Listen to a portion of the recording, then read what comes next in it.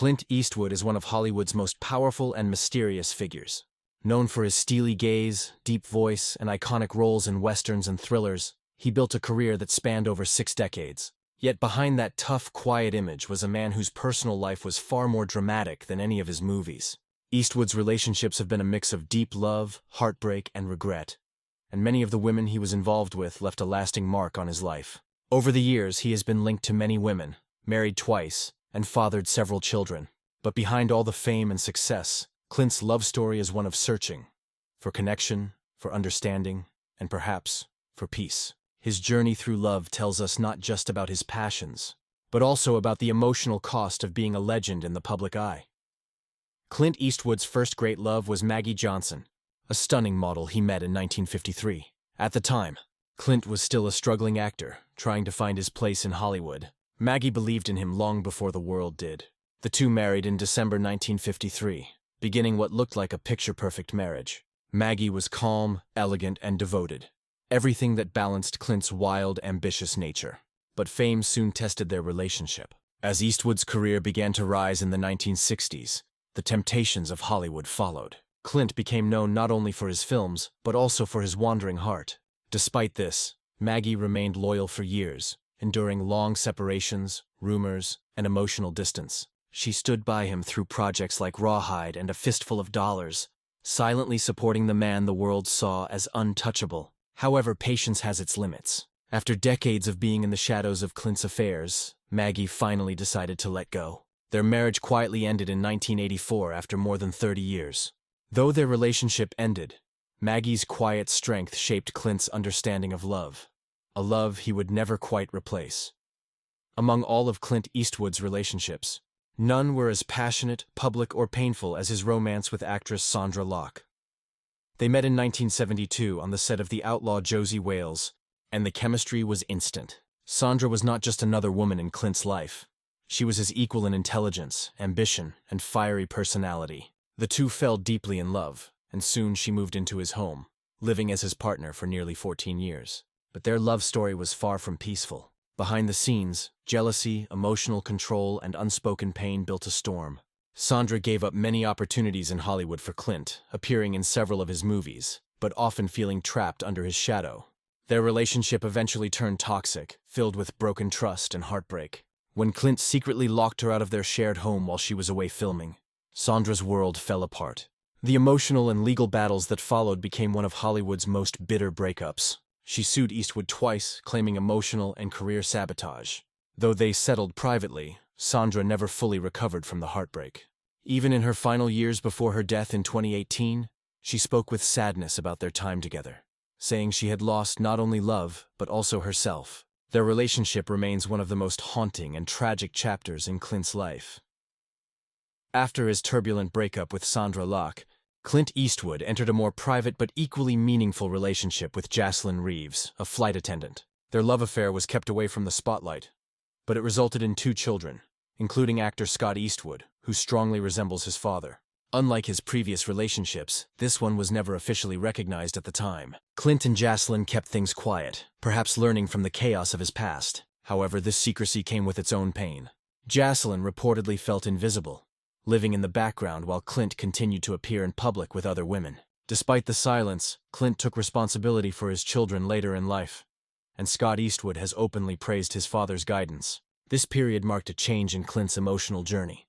He began to reflect more deeply on his role as a father and the legacy he wanted to leave behind. Although Jocelyn's story is rarely discussed, she represents the quieter, more private side of Clint Eastwood, the man who tried to rebuild his personal life away from Hollywood's glare, even if it meant hiding parts of it from the world. In the late 1980s, Clint found love again with actress Frances Fisher, known for her fiery red hair and strong personality. The two met while filming Pink Cadillac and later worked together on the Oscar-winning Unforgiven. Frances was different from many of Clint's past partners. She was independent, outspoken, and not easily intimidated by his fame. Their relationship brought out a softer, more reflective side of Clint.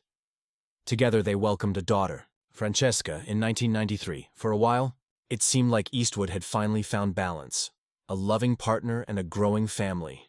But just as things seemed stable, the familiar pattern of distance and restlessness returned. Clint and Frances drifted apart after several years, eventually separating on good terms. Frances later described their relationship as wonderful but complicated, admitting that Clint was a man who loved deeply but struggled with commitment. Even after their breakup, the two remained friends, often appearing together at events for their daughter. Frances Fisher represented a mature kind of love for Clint, one based on respect and shared experience, rather than obsession or control. Though their romance ended, it helped him see love not as a battle, but as a partnership, even if it was one he could not hold on to forever. In 1996, Clint Eastwood surprised everyone by marrying again, this time to Dina Ruiz, a television news anchor 35 years his junior. Their relationship seemed refreshingly stable at first. Dina was kind, grounded, and willing to understand Clint's complex world. She brought calm into his life, balancing his seriousness with warmth and humor. Together they welcomed a daughter, Morgan, and for nearly 17 years, Clint appeared more settled than ever before. They were often seen smiling together, sharing a home in Carmel, California, and avoiding the typical Hollywood chaos. However, cracks began to show in later years. Dina's growing involvement in reality television and the stress of fame began to weigh on their marriage. In 2013, they quietly divorced. Despite the sadness, their breakup was notably respectful. No public feuds, no drama. Dina continued to speak kindly of Clint, calling him a wonderful man. This chapter of his life showed a gentler, more mature Eastwood, a man who, after decades of emotional storms, had finally learned to let go without bitterness. Their relationship may not have lasted, but it showed Clint's desire for peace, something he had spent his entire life searching for. As Clint Eastwood entered his 80s and 90s, many assumed he would live the rest of his life alone. But love found him once more in the form of Christina Sandera, a restaurant hostess who worked at his Mission Ranch Hotel in Carmel. Their relationship began quietly and without public announcement. Christina was much younger, but she brought genuine care and stability into Clint's later years. They were often seen together at red carpet events, smiling and relaxed.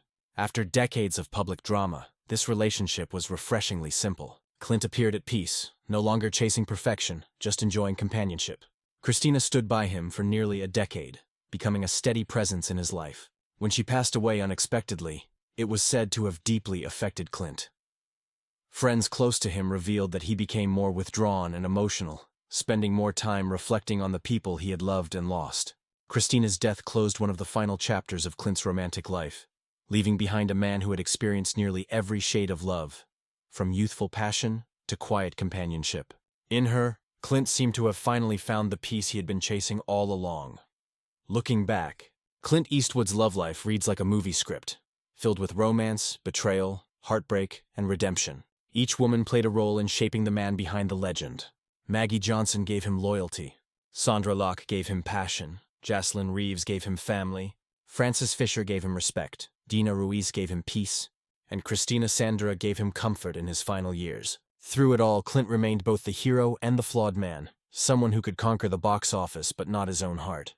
His relationships reveal a man torn between independence and the desire for connection. At 95, Clint Eastwood stands as a reminder that even the strongest men carry silent regrets, the kind that no award or fame can erase. His story is a powerful lesson. Love, no matter how imperfect, defines us more than success ever can. Today, Clint Eastwood is more than just a filmmaker or an actor. He is a symbol of old Hollywood, tough, silent, and full of mystery. But behind that image lies a heart that has loved, lost, and learned. His journey through decades of love shows that even icons struggle with the same human emotions: fear of loneliness, longing for affection, and the hope for redemption. In his later years, Clint has often spoken about reflection, saying that in the quiet years of Clint Eastwood's life, the echoes of his past relationships still surround him like fading movie scenes. Each woman he loved represented a different version of himself: the dreamer, the rebel, the husband, the father, and finally, the old man seeking peace. Hollywood remembers him as a strong, silent cowboy or a hard-edged detective. But in reality, Clint has always been more complicated than his on-screen roles. Those who have known him closely say he carries a sense of nostalgia, not just for the women he loved, but for the man he was when he loved them. There are moments, friends recall, when Clint looks back on his long journey with both pride and quiet sadness. Fame, after all, comes with its price, and in Clint's case, that price was often paid through the loss of personal connection. He has admitted in interviews that his relationships taught him more about himself than anything else, When he speaks of love now, his voice carries a gentleness that wasn't there before. "Life has a way of showing you what matters," he once said in a rare moment of reflection. "You realize the small things you missed. A smile, a quiet evening, a simple touch."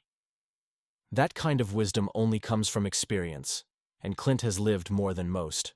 The cowboy who once rode across dusty deserts now sits quietly in Carmel, California, surrounded by memories, some sweet, some painful, but all part of a story that only he could live. One of the most fascinating things about Clint Eastwood's romantic life is the way it mirrors his film characters. In movies, he was often the man caught between justice and revenge, love and solitude. And off-screen, it wasn't much different. His desire for freedom often clashed with his need for love. Clint's independent nature made him an icon, but it also made him a difficult partner. He valued space, privacy, and control. Qualities that worked well on film sets but could hurt those closest to him. Yet, despite his mistakes, there was always something magnetic about him. Women were drawn not just to his fame, but to the quiet vulnerability he tried to hide beneath his tough exterior. In a way, Clint's love life reflects the evolution of Hollywood itself. He came from an era when stars lived behind walls of mystery, when personal lives were whispered about, not posted online. This secrecy made his romances even more intriguing. The media speculated endlessly, but Clint rarely spoke. He didn't explain or defend himself. He simply moved forward. That silence became his trademark, both powerful and isolating. It was as if Clint Eastwood was always playing a role, even in his own life. And maybe that's why love never came easy for him. For someone used to controlling the camera, giving up control in matters of the heart was something he could never fully master. Beyond his romantic relationships, Clint Eastwood's role as a father reveals another side of him, one far more tender and reflective. He has 8 known children from different relationships, each representing a different period of his life. While this unconventional family dynamic raised eyebrows in Hollywood, Clint has maintained close relationships with most of his children. They often speak of him not as a distant celebrity, but as a quiet, kind, and deeply caring father. Scott Eastwood, now a successful actor, often says that his father's greatest lesson was about humility. "He told me never to think I was better than anyone," Scott once shared. He said success means nothing if you can't look people in the eye. Francesca Eastwood, his daughter with Francis Fisher, has also described him as gentle and encouraging. These glimpses into his family life show a man who, despite his flaws in love, tried to make amends through fatherhood. There's a soft irony in this.